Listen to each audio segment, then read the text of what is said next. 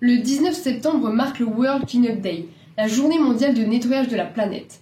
Cette initiative est née en Estonie en 2008. Elle avait alors rassemblé 50 000 personnes. Aujourd'hui, c'est l'un des plus gros mouvements civiques, fort de 21 millions de bénévoles dans 180 pays différents. Cette journée invite les citoyens et citoyennes de tout âge à aller ramasser les déchets sauvages, que ce soit à la plage, dans les rues, en forêt, bref, partout se trouvent des déchets qui ne devraient pas être là.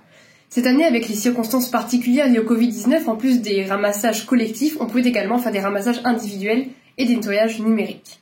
Contrairement à ce que l'on pourrait penser, la finalité des opérations de nettoyage n'est pas tant de nettoyer l'endroit visé, puisqu'il sera dès le lendemain souillé par de nouveaux déchets. Tant qu'il y aura de la production massive de déchets et tant qu'ils ne seront pas recyclés, le problème sera toujours présent. Or, à l'échelle planétaire, 91% des déchets plastiques ne sont pas recyclés. Cela s'explique par le fait que les centres de valorisation énergétique, qui incinèrent le plastique pour produire de l'énergie, sont saturés. Il en va de même pour les centres d'enfouissement. Il y a ainsi plus de déchets plastiques produits que ce que le système peut traiter. Le circuit du recyclage mondial est donc en crise.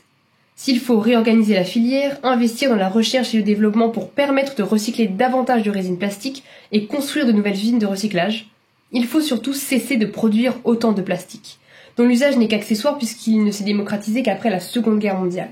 Autre déchet omniprésent, les mégots de cigarettes.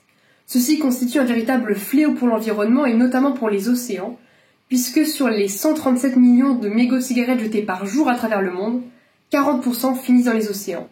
Or, un seul mégot de cigarette peut contaminer jusqu'à 500 litres d'eau parce qu'il contient une centaine de substances nocives qui contaminent à la fois l'eau, les sols et l'air. L'objet de ces nettoyages est donc d'alerter sur les problèmes que posent les déchets, de sensibiliser les individus à ces questions et de mettre ce fléau à l'agenda politique. La responsabilité pèse sur les entreprises qui produisent inutilement ces déchets sans se soucier de leur impact, sur les gouvernements qui les laissent faire, et non pas sur les individus qui subissent un modèle de société qu'ils n'ont pas choisi.